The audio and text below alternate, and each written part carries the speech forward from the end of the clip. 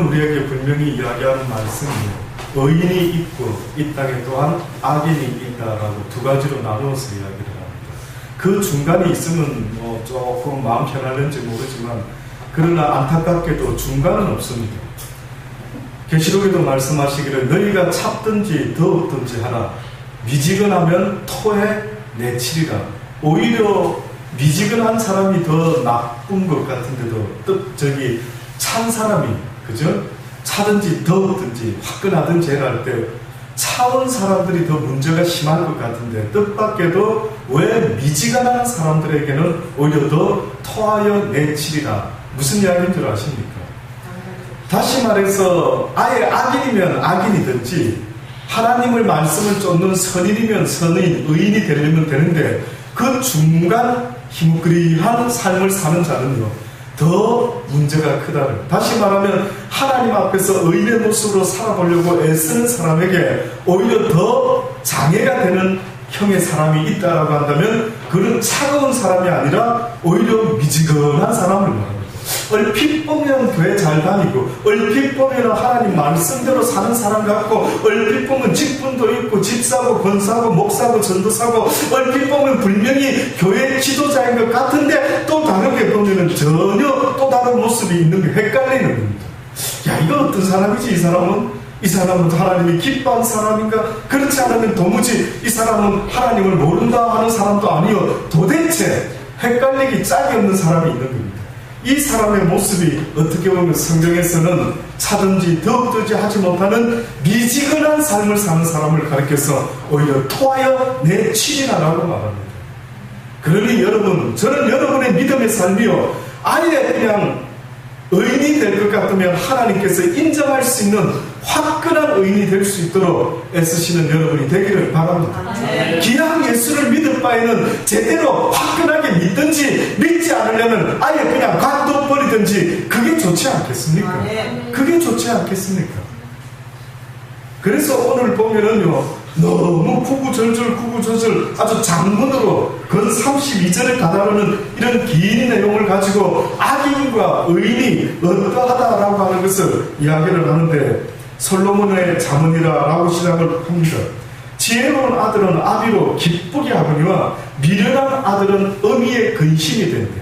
누가 미련하고 누가 아비를 기쁘게 하는 자인가 봤더니만 아비의 말에 순종하는 자가 아비를 기쁘게 하는 자요 아비의 말에 어미의 말에 불순종하는 자는 아비의 근심이 되는 자다라고 말하고 있습니다. 배운 자, 유식한 자, 교육을 제대로 받은 아주 고상한 자 무슨 차이가 있습니까? 여러분 사시면서 혹시 그런 거 느껴보셨습니까? 어떤 사람은 인격과 인품이 보이지는 않지만 어떤 사람의 말에 행동에 이 사람은 참 사람이 괜찮다. 왠지 참 이런 사람은 도대체 어떻게 살아왔을까? 도대체 뭐하는 사람이지? 이런 느낌을 받으면서 궁금해할 수 있는 사람이 있는 반면에 어떤 사람은 입만 열면은 거친 소리가 튀어나오고 표정도 어둡고 싸납고 도대체 이 사람은 무슨 생각을 하면서 무슨 일을 하면서 무엇을 배우면서 살아왔을까라고 할 때 옛날의 조선시대나 우리가 옛날 시대를 보면은 양반의 자제라고 합시다. 양반의 자제. 양반의 자제의 특징이 뭔지 아십니까? 양반은요 가다가 아무 때나 주저앉고 아무 때나 들어눕고 아무하고나 싸우는 게 양반이 아니었습니다. 최소한 그 시대의 양반이라면 뭐라고 말합니까? 양반의 채통을 지키시오라고 말할 정도로 양반의 어떤 모습이 있었던 모양이죠. 성경도 우리에게 똑같이 말씀하고 있습니다. 너희가 나 예수 그리스도 하나님을 믿는 그 말에 순종하는 의인의 모습으로 살아간다면 마땅히 의인의 도리를 다 해야 되지 않겠느냐. 그 첫 번째로 솔로몬이 우리에게 말하는 말씀이 있습니다. 불의의 재물은 무익하여도 의리는 죽음에서 건지느니라. 이것이 이 긴 이야기 중에 가장 먼저 하고 있는 이야기입니다. 불의의 재물은 무익하여도 의리는 죽음에서 건지느니라. 무슨 말이냐면은 아무리 돈을 버는 일도 중요하지만은 의롭지 못한 방법으로 마땅히 하나님의 자녀들은 의로운 방법, 정직한 방법, 깨끗한 방법이 하나님을 믿는 사람들의 이 시대의 빛과 소금의 특징으로 나타나야만 되는데, 아직도 사람들이 알지 못하고 무슨 돈만 막 열심히 벌어서 하나님 일을 하겠다라고 할 때, 하나님은 아무 돈이나 원하는 게 아닙니다. 하나님이 원하는 재물이 있다면 깨끗한 자의 손을 빌려서 정직한 자의 손으로, 성실한 자의 손으로 만들어내는 재물을 기뻐하지 않겠습니까? 여러분의 자녀가 만약에 여러분에게 아버님 생신을 축하드립니다, 뭐 좋은 선물 사시죠, 생일 선물로 그저 뭘 살까 고민하다가 그냥 봉투로 가져왔습니다. 어휴 고맙다 야, 그래 잘했다 봉투로 줘서. 예. 그런데 만약에 그 봉투로 준 자녀의 그 선물이요, 뜻밖에도 이 자녀가 뭐 깡패 짓을 하고 조폭 짓을 하고 아주 나쁜 짓을 하고 공무원인데 비리를 행하고, 그래서 그냥 막 끌고 모은 재물을 가지고 부모님에게 생일 선물로 좋은 거 사 드십시오라고 줬다고 하면은, 그 사실을 아는 여러분의 마음은 과연 편할 수 있습니까? 성경에는 재물에 대해서 분명히 이야기를 하고 있습니다. 세상에서의 재물의 가치가 성경은 한마디로 너의 생명과 바꿀 수 없다라고 말합니다. 불의한 재물, 곧 불의를 행하는 자의 삶의 모습은 가장 치명적인 어떠한 대가가 뭐냐라고 말하느냐 하면은요, 너의 영원한 생명을 잃게 될 것이다. 그래서 마태복음 16장 24절로 말씀해보면 우리가 너무 잘 아는 유명한 말씀이 있죠. 예수께서 베드로와 이야기를 하시다가 베드로가 예수님 십자가에 돌아가시면 안 됩니다라는 인간적인 이야기를 했더니만 예수님이 사단아 뒤로 물러가라, 너는 나를 넘어지게 하는 자라 라고 하시면서 둘러서 있는 제자들에게 이야기를 하십니다. 너희들이 나를 따라오기를 원하고 내 제자가 되기를 원한다면 꼭 잊지 말아라.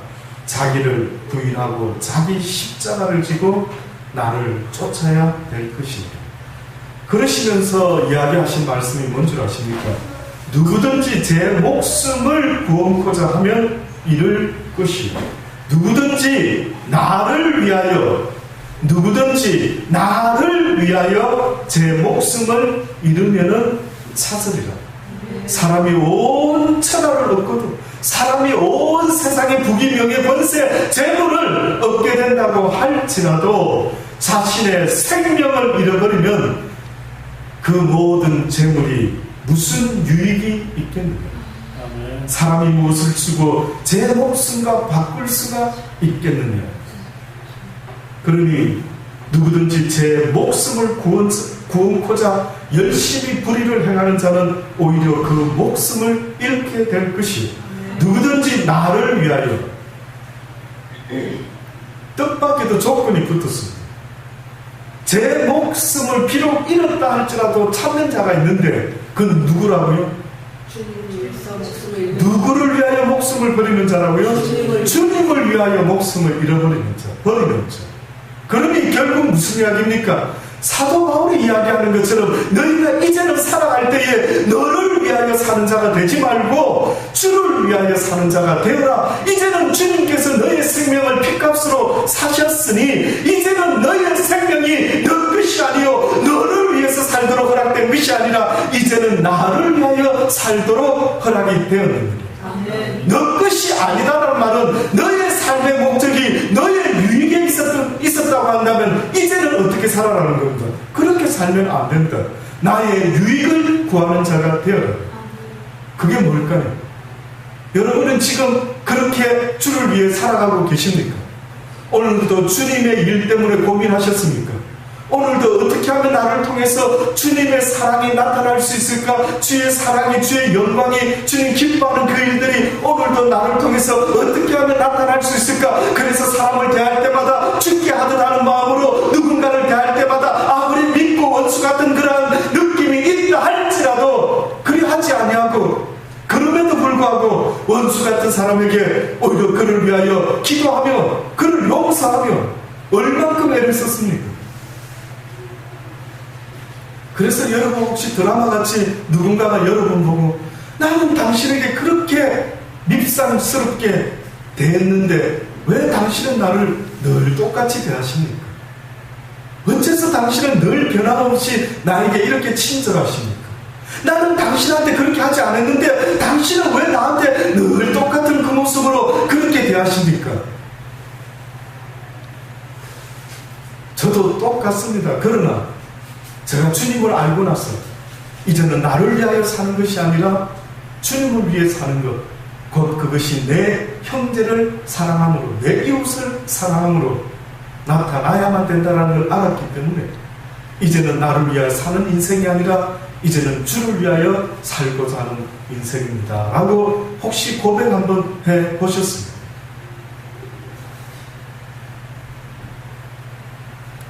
가만히 보면 우리가 주를 위하는 일은 있는 것도 같지만 별로 없는 사람들이 많이 있습니다.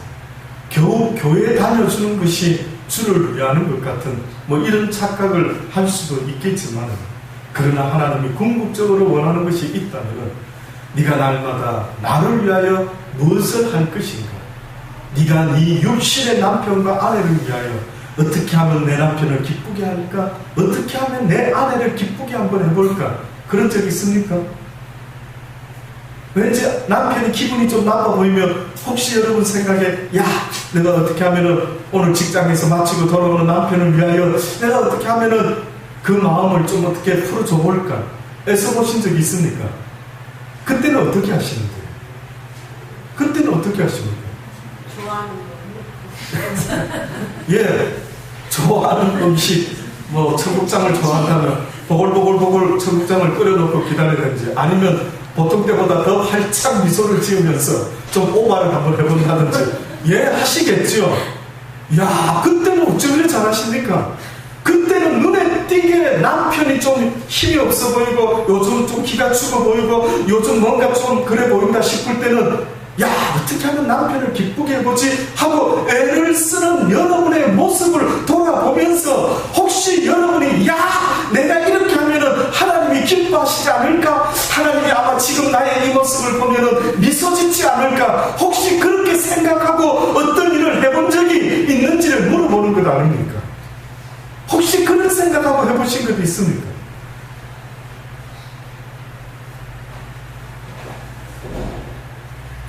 인자가 아버지의 영광으로 그 천사들과 함께 이 땅에 올 것인데 그때에 각 사람의 행한 대로 갚으리라. 진실로 너희에게 이르노니 여기 서 있는 사람 중에 죽기 전에 인자가 그 왕권을 가지고 오는 것을 볼 자들도 있는다 라고 말씀합니다. 결국은 너희가 무엇을 위하여 살았는지가, 무엇 때문에 먹고 마시고 입고 살았는지가 결국은 너의 마지막 때에 내가 그것으로 너를 심판하게 될 것이다. 그때 나를 위하여 자기의 목숨을 잃은 사람이 있다면 그는 결단코 영원히 잃어버리지 아니하고 되찾게 되는 날이 올 것이다 라고 이야기를 합니다. 의인은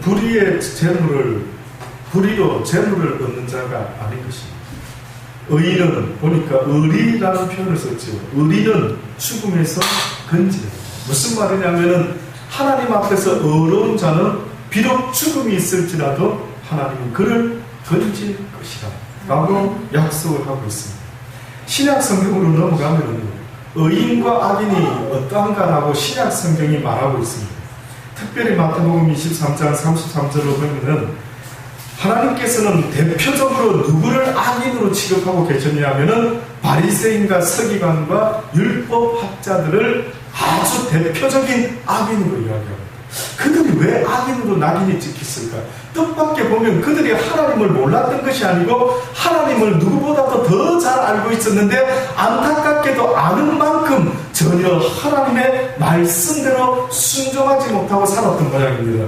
그래서 예수님이 뭐라고까지 이야기하고 있는 줄 아십니까? 뱀들아, 이 독사의 새끼들아, 너희가 어떻게 지옥의 판결을 피하겠느냐? 그러므로 내가 너희에게 선지자들과 지혜 있는 자들과 서기관들을 보내매 너희가 그 중에서 오히려 더러는 죽이고 십자가에 못 박고 그 중에 더러는 너희 회당에서 책찍질하고 이 동네에서 저 동네로 오히려 너희들을 지적해주고 그러면 안 된다라고 말했던 그들을 너희가 구박했도다.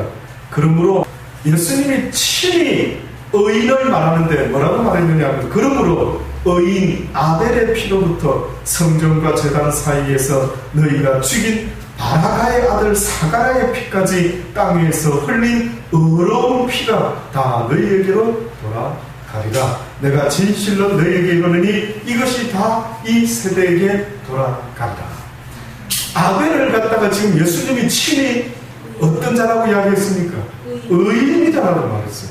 와, 예수님이 신약시대에 친히 예수님이 의인이다라고 말했던 그 인물이 뜻밖에도 보니까 누구였습니까?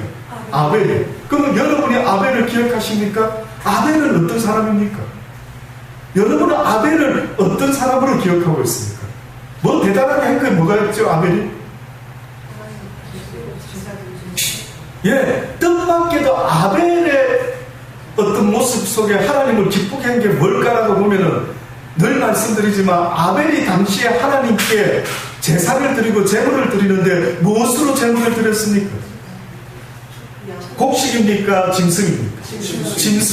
짐승 중에도 어떤 짐승이요? 양을 키워드렸어요. 양을 키워가지고요, 양을 갖다가 하나님께 제사로 드려드렸어요. 당시에 인간이 먹을 수 있는 것이 곡식이었습니까? 씨 맺는 채소, 열매, 그런 것들이었습니까? 그렇지 않으면 스테이크였습니까? 스테이크는 그 당시 때는 먹도록 허락된 음식이 아니었어요. 와, 그러니 아벨이라는 사람이요, 아니 뭐 때문에 스테이크를 해 먹으려고 양을 키운 것도 아닌데 또 호주 사람들처럼 양털을 깎아가지고 뭐 털옷을 해 입고 뭐 벌거벗었으나 부끄러워하게 그 시대에 어떻게 보면은 양털 옷도 필요도 하지 아니했는데 성경에 보면 신기한 이야기가 바로 그 이야기입니다. 아벨이 뜻밖에도 보니까 전혀 필요치 않는데 왜 양을 키웠는지 모르겠대요. 그럼 왜 여러분이 유추해 볼 때 아벨이 양을 키웠다 생각하십니까? 그럼 누가 그렇게 시킨 것 같습니까? 하나님이 시키지 않았습니까? 어떻게 유추해 보느냐고요? 아담과 하와가 하나님께 선악과를 따먹고 그들이 벌거벗었음을 보고 너무나 창피해서 그들이 어떻게 했다고 했습니까? 무화과 나무 아래 숨었습니다. 근데 그냥 숨은 것이 아니라 어떻게 하고 숨었죠? 예, 무화과 나무 잎으로 치마를 만들어서 숨어들었죠. 나중에 하나님께서 그들을 에덴 동산에서 내쫓으실 때에 그냥 내쫓았을까요? 한 가지 어떠한 은혜를 베푸셨는데 무슨 은혜를 베푸셨어요? 와, 너무 이상한 일이죠. 그냥 내쫓아도 저 같으면 무화과를 짜지도 않고 그냥 내쫓을 것 같은데 어째 무화과 이파리는 결국 나중에 어떻게 됩니까? 마르죠.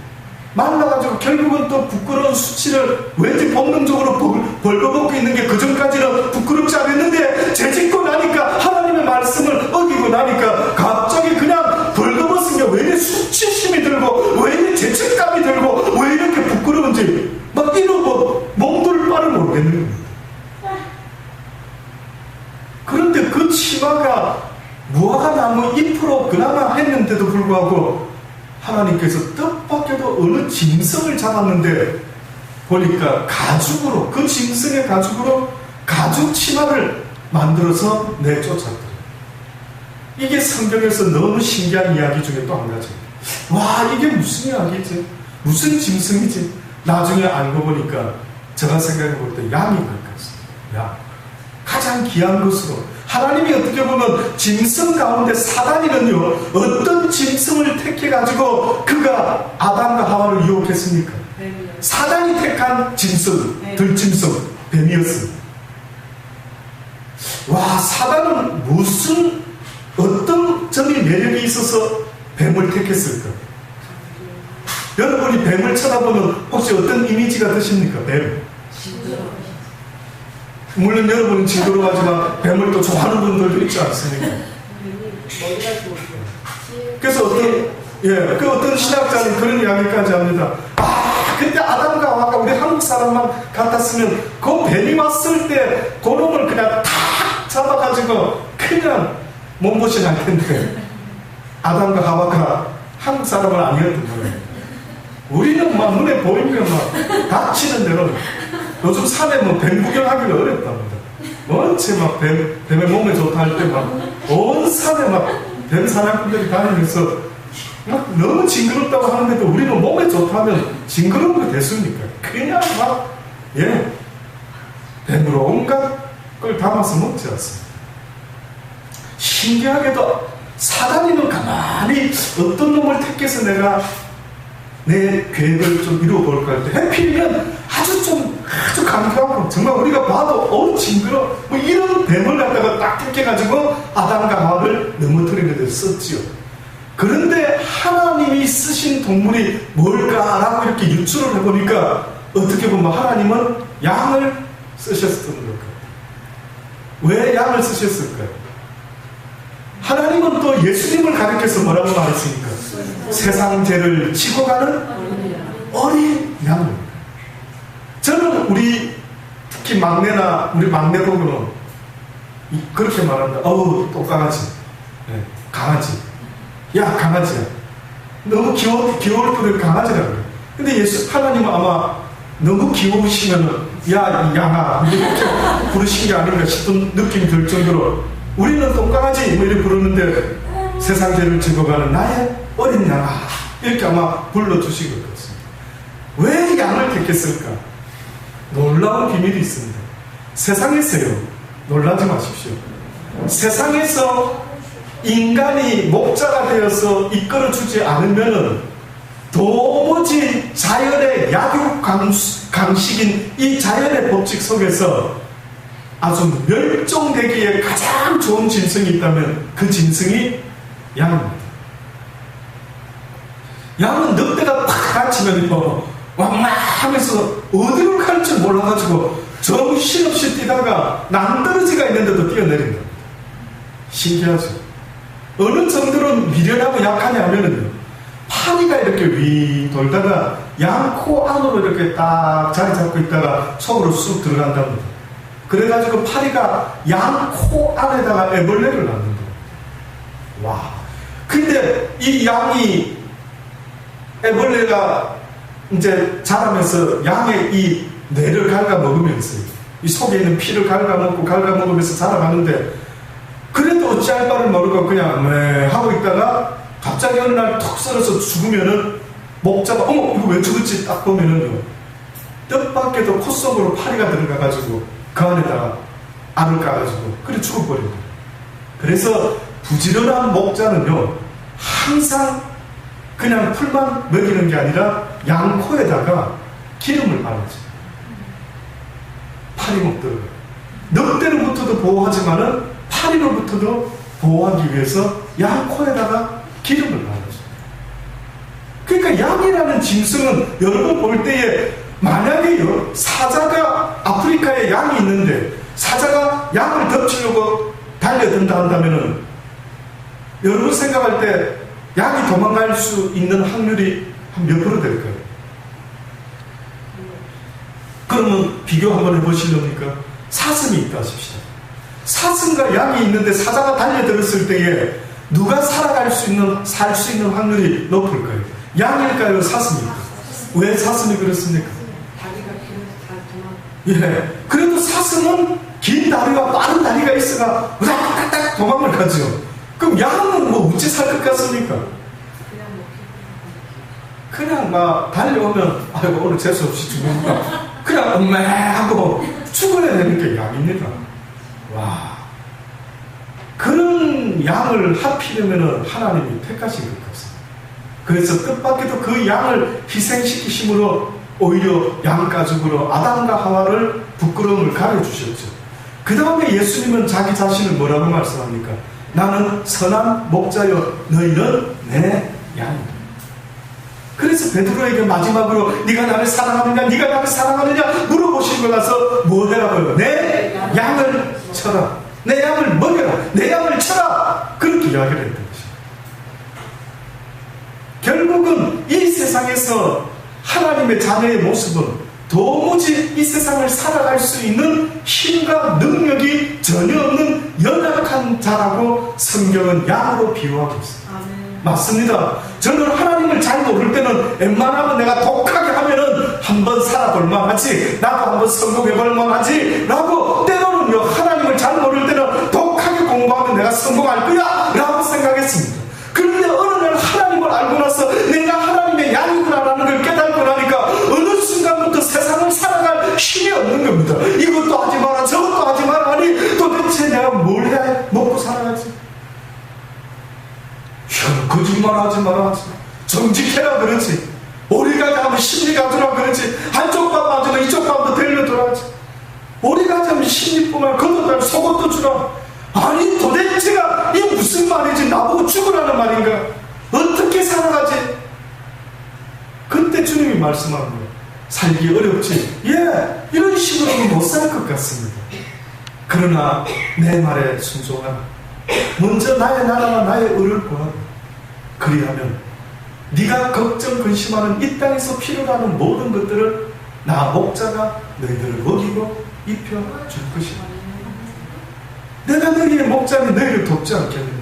내가 너희의 선한 목자니 너희의 인생의 모든 삶을 내가 주관하여 주지 않겠느냐? 그래서 아벨이라는 사람이 대단한 것은, 어떻게 보면은 양이라는 짐승을 키웠다라고 하는 것은 결단코 그가 스테이크로 먹으려고 했던 게 아니었을 터인데, 아마 하나님께서 아주 상징적인 의미로 그 양을 키우라고 명령하신 것 같습니다. 아벨의 행거라고는 무엇밖에 성경에는 적혀있지 않습니까? 그러나 하나님께 양으로 제사를 드렸더라. 그 당시 때에 전혀 양이 필요치 않은 시대에 아마 순종함으로 이해가 안 됐지만 양을 키우면서 하나님께 제물을 드렸다. 이해되는 이야기를 요구한 게 아니지. 노아 할아버지한테도 뭐라고 이야기하셨습니까?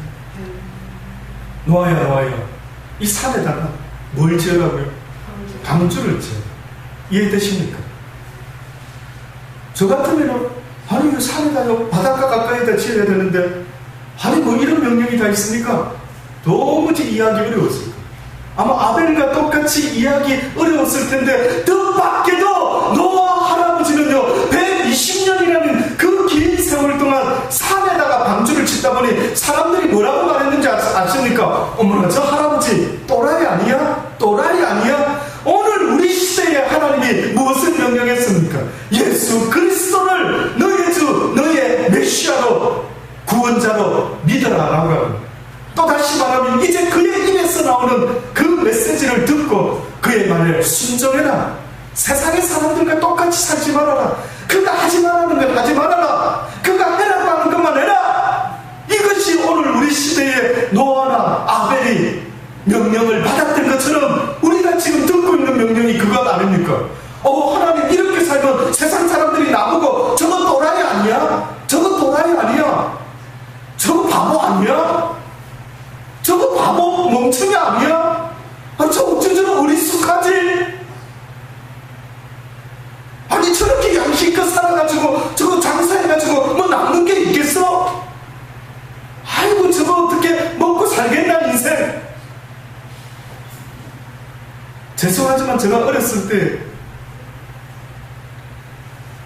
저희 모친에게 들었던 말 중에 잊혀지지 않는 말이 사실 이 부분에 있어서 하나가 있었어요. 저희 아버님은 충청도 분이셨어요. 참 말수가 없으신 분이었어요. 어느 정도로 말수가 없으셨는 줄 아십니까? 대학 진학을 하는데 어느 과로 가야 될지 뜻밖에도 아무런 말씀을 안 하는 그 아버지, 하도 궁금해서 나한테 무관심하셔서 나를 어디서 주워오셨나? 아버지 왜 어느 대학 갔으면 좋겠다 말씀 안 합니까? 아들아 너는 네가 알아서 하지 않아. 네가 하고자 하는 것을 해라. 저는 평생에 저의 육신의 아버지가 저한테 요구한 말이 이거 하나라면 여러분 믿으시겠습니다. 이러기도 쉽지 않은데 저 기억에 나는 이야기는 저희 아버지가 나한테 뭘 요구한 적이 있지? 아들아 너는 이런 아들이 되어다오. 뭐 그런 것 하나 정도 좀 남는 게 있어야 되는데 뜻밖에도 너는 네가 알아서 안 하는 거야. 네가 하고자 하는 것을 하라. 그 한마디밖에 남는 게 없었어요. 그런데 그런 아버지를 저희 모친이 어느 날 아버님이 사업을 실패하시고 어려움이 있고 하실 때에 물론 속상하셔서 하신 말씀이죠. 무슨 말씀을 하셨는지 아십니까? 이 녀석아, 너는 절대 네 아버지처럼 어리숙하거나 썩으면 안 된다. 절대 저런 기질은 본받으면 안 된다. 너는 아주 악착스럽게, 아주 독하게 절대 썩지 말고 아주 네가 돈을 많이 벌고 성공할 수 있기를 바란다. 라는 그런 말씀이 사실은 아직도 제 머릿속에 기억이 나고 있습니다. 그런데 뜻밖의 어느 날 제가 성경의 말씀을 보니까 성경은 우리에게 요구하는 것이 뜻밖의 어리석은 네가 남을 속이는 자가 될 바에는 오히려 썩는 자가 복되다. 네가 남에게 강포를 당하는 자보다 오히려 그 악을 당하는 것이 오히려 네가 그 자리에 있지 않는 것이 복되다. 그러니 스데반 집사와 같은 사람, 바울과 같은 사람이 몰랐을 때는 모르지만 알고 났을 때 오히려 악한 자를 쳐다보고 무엇을 감사했는 줄 아십니까? 하나님 감사합니다. 내가 저 자리에 서 있지 아니하고 내가 사람을 돌로 치는 자리에 있지 아니하고 거짓된 자리에 있지 아니하고 내가 오히려 거짓을 당한다 할지라도 내가 저들과 똑같은 자리에 있지 말게 하여 주옵소서. 오히려 그것이 복입니다. 은혜입니다. 감사해요. 세상의 이야기는 전혀 하나님의 이야기와는 너무나 다른 것입니다. 그래서 예수님이 친히 의인 아벨의 피로 그저 어리석어 보였지만 그가 하나님의 말씀대로만 살려고 순종하며 살았던 그 삶의 모습을 예수님은 의인이라고 칭해 주셨던 것입니다. 갈라디아 3장 11절로 보면 하나님 앞에서 아무나 율법으로 말미암아 의롭게 되지 못할 것이 분명하나 이는 의인이 믿음으로 살리라 하였다. 의인이 믿음으로 산다는 말의 뜻이 뭔 줄 아십니까? 의인이라고 하는 사람은 하나님의 말씀이 아무리 자기 이성에 이해되지 않는 그런 넌센스 같은 그러한 이야기라 할지라도 그 말을 믿고 순종하는 자를 하나님은 의인이라 칭해 줄 것이라고 합니다. 너희에게 인내가 필요하면 히브리서 10장에 보니 너희가 인내가 필요하면 너희가 하나님의 뜻을 행한 후에 아무리 네가 이해되지 않는 그 말씀을 듣고 너희에게 인내라는 것이 필요한 이유는 그 말씀을 행한 이후에 하나님의 뜻을 행한 후에 약속을 받기 위함이라. 잠시 잠깐 후면 오시리가 오시리니 지체하지 아니하시리니 오직 나의 의인은 믿음으로 말미암아 살리라 라고 말합니다. 너희가 내 말에 순종해줬을 때에 그 대가가 당장은 나타나지 않는다. 이 땅에서 너희가 내 말에 순종해줬을 때 하나님 나 잘했죠? 응 잘했어. 이제 나 복 주실 거죠? 응 줄 거야. 그런데 당장 이 땅에서 보여지는 것으로 복을 주면 참으로 기분이 조금 좋겠는데 뜻밖에도 하나님이 말씀하는 것은 인내의 시간이 필요하다. 어느 때까지? 내가 이 땅에 다시 올 때까지. 네 생명이 끝나는 그날까지 네가 나를 위하여 수고하고 네 생명까지라도 아끼지 아니하고 내 말에 순종해줬으니 조금만 기다렸다. 그래서 의인은 믿음으로 말미암아 사는데 어떤 믿음으로요? 오직 인내하는 믿음으로 말미암아 살리라라고 말씀합니다. 그 믿음 행위 위에 뒤에 무엇이 따라줘야 되냐면 기다리고 인내하는 마음이 따라요. 저도 그것이 너무 잘하는 데가 얼마나 날마다 싸우는지 모릅니다. 저도 어느 때는 너무 힘들어서 아버지 내 대가가 이겁니까? 내가 그래도 하나님 앞에서 이렇게 홀로 애를 쓰고 노력하는데 왜 나는 결과가 눈에 보이지 않지요? 얼마나 많은 시간 동안 저도 몸부림치는지 모릅니다. 뜻밖에도 어제 저는 이번 학기 마지막 그 신학교에서 저녁에 마지막 강의를 어제 다녀왔어요. 마지막에 조금 학생들에게 제가 아는 하나님 이야기를 해드렸죠. 오늘 아침에 카톡으로 그 중에 어느 집사님 한 분이 글을 보내오셨더라고요. 무슨 글을 보내셨나 봤더니만 제가 고난에 대한 이야기를 해드렸거든요. 이 세상에서 하나님의 사람들에게 하나님이 베푸는 은혜라고 말할 때 언젠가 여러분에게 말씀드렸죠. 하나님이 말하는 은혜라는 것은 세상에 좋은 것들을 주는 것이 하나님의 은혜가 아니라 나를 구원시키는 것을 우리는 하나님의 은혜라고 말하는데, 그 하나님의 은혜가 어떻게 나타나는가 봤더니만 성경에서는 좋은 일로 나타나는 게 아니라 주로 하나님의 은혜가 고난으로 나타나요. 고난. 그래서 그 고난 가운데 우리가 구원을 받는 것과 같다라고 말씀했던 것이 그런 뜻이 있더래요. 왜? 믿음이라는 것은 고난이 있을 때에 나타나는 모습이기 때문에 그렇습니다. 결국 날마다 내가 주님께 믿음 있는 자임을 보여드리고 싶다면 날마다 내 삶 가운데 가시가 있을 수밖에 없어야만 됩니다.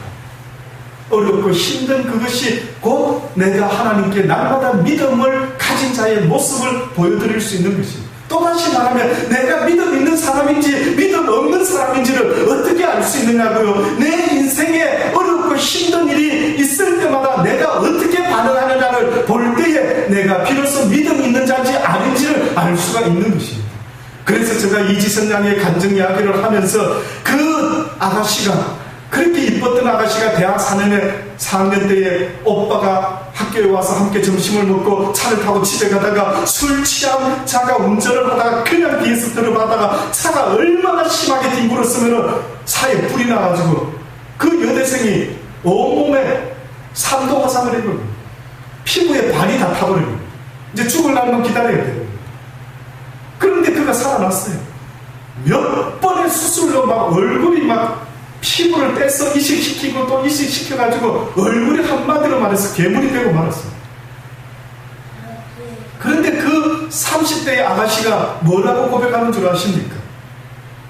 어떤 사람이 이렇게 물어보더랍니다. 간증 집회를 하고 다니고, 아유 지선자매 옛날 사진 모습 보니까 너무 이쁘게 생겼던데 저 모습으로 돌아가고 싶지 않던가요? 그랬더라고요. 그랬더니만 그 지선자매가 뭐라고 이야기하면 나는 돌아가고 싶지 않다. 그랬더니 사람들이 그걸 잘 안 믿는 눈치라 이거죠. 내가 그때로 돌아가고 싶지 않다고 하니까 아니 왜 그때로 안 돌아가고 싶어? 라고 물었더니 지금 자기의 이 모습 가운데 오히려 자기에게는 하나님밖에 없습니다.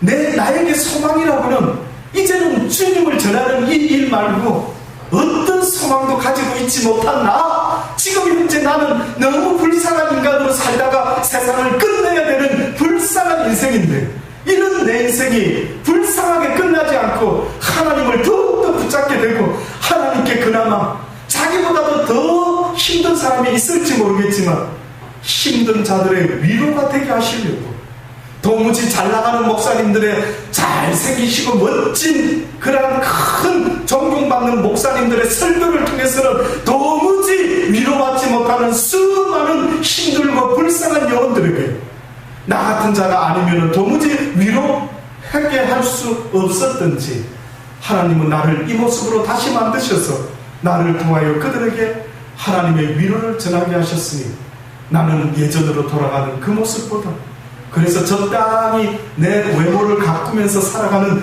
그러한 나의 삶보다는 오히려 지금 주를 전하고 있는 나의 이 흉측한 모습이 나는 오히려 더 좋습니다. 나는 결단코 예전으로 돌아가고 싶지 않습니다. 제가 그 이야기를 하면서 어제 학생들에게 그 말을 전해줬어요.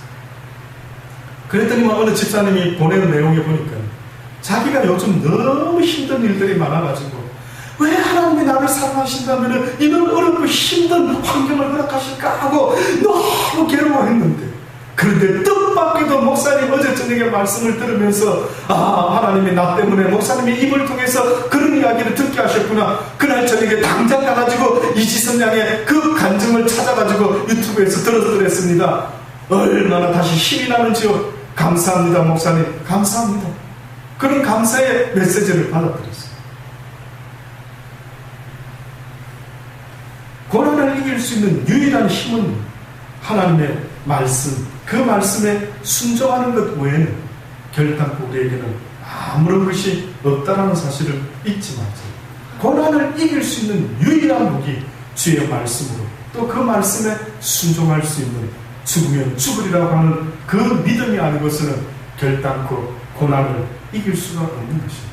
오히려 고난이 나로 하여금 더욱더 강한 믿음의 사람을 만들어주는 뜻밖의 역할을 하게 된다는 사실을 잊지 마시기를 바랍니다. 히브리서 10장에 너희에게 인내가 필요한 하나님의 뜻을 행하며 약속을 받기 위해 잠시 잠깐이면 오실리가 오시리니 지체하지 아니하리라. 오직 나의 의는 믿음으로 말미암아 살리라. 또한 뒤로 물러가면 내 마음이 저를 기뻐하지 아니하리라. 우리는 뒤로 물러가 침륜에 빠질 자가 아니라 오직 믿음으로 말미암아 영혼을 구원함에 이르는 믿음 가진 자가 될 것이다 라고 말씀합니다. 시편 기자도 말합니다. 97편의 말씀에 보면 여호와를 사랑하는 너희여 악을 미워하라. 저가 그 성도의 영혼을 보존하사 악인의 손에서 건지시리니 의인을 위하여 빛을 뿌리고 마음이 정직한 자를 위하여 기쁨을 뿌렸도다. 의인이여 의인이여 의인이여 너희는 여호와를 인하여 기뻐하며 그 거룩한 기념에 감사할지어다. 또한 마태복음 13장에 보면 예수님께서도 말씀합니다. 무리를 떠나서 집에 가시면서 제자들이 나와 예수님께 물어본다. 밭에 가라지 비유를 우리에게 설명해 주십시오라고 했더니 주님이 말씀하시기를 좋은 씨를 뿌리는 이는 인자요 그 밭은 세상이요 좋은 씨는 천국의 아들들이요 가라지는 악한 자의 아들들이요 가라지를 심은 원수는 마귀요 추수되는 세상 끝이요 추수꾼은 천사들이니 그런즉 가라지를 거두어 불에 사르는 것 같이 세상 끝에도 또한 악한 자들의 끝이 어떻게 될 것인지를 너희들은 마음에 명심하고 있어요. 인자가 그 천사들을 보내리니 저희가 그 나라에서 모두 넘어지게 하는 것과 또 불법을 행하는 자들을 거두어내어 풀무불에 던져 넣으리니 거기서 울며 이를 갈미 있으리라. 그때에 악인들은 그렇게 망하겠지만 의인들은 자기 아버지 나라에서 해와 같이 빛나리라. 귀 있는 자는 들을지. 의인이 되라. 주의 말씀에 순종하는 자들이 다 되실 수 있기를 간절히 주의 이름으로 축원합니다. 기도하시겠습니다. 하나님 그렇습니다. 우리가 이해되는 것을 하나님은 말씀하지 않았습니다. 도무지 이 세상의 법칙과는 전혀 다르게 너희들은 날마다 너희 힘으로는 살아갈 수 없는 악한 세상이니 이제는 너희가 악한 세상의 행실을 버리고 이제는 나를 의지하는 자 되어라. 그리하면 너희가 무엇을 먹을까 마실까 염려하지 아니할지라도 내가 세상의 모든 것들을 너희에게 더하여 줄 것이니 너희는 먼저 그의 나라와 그의 의를 구하는 자들이 될지어다 라고 말씀하신 주님의 말씀을 가슴 깊이 새기게 하여 주옵소서. 우리 힘으로 살아갈 수 없는 세상이 되었습니다. 이제는 저희들은 하나님의 어린 양이 되었다는 것을 아버지 꼭 기억하게 하셨어. 양에게는 목자 없이는 살아갈 수 없다는 사실을 기억하게 하셨어. 오직 선하신 우리의 목자장 되시는 주님만은 그 음성만을 듣고 따라가는 그것이 곧 내 생명을 건지는 유일한 길인 것을 잊지 말게 하셨어. 그가 이끄시는 대로 죽으면 죽으리다 따라갈 수 있는 복된 우리가 되게 하여 주옵소서. 예수님의 이름으로 감사하며 기도드리옵나이다. 아멘.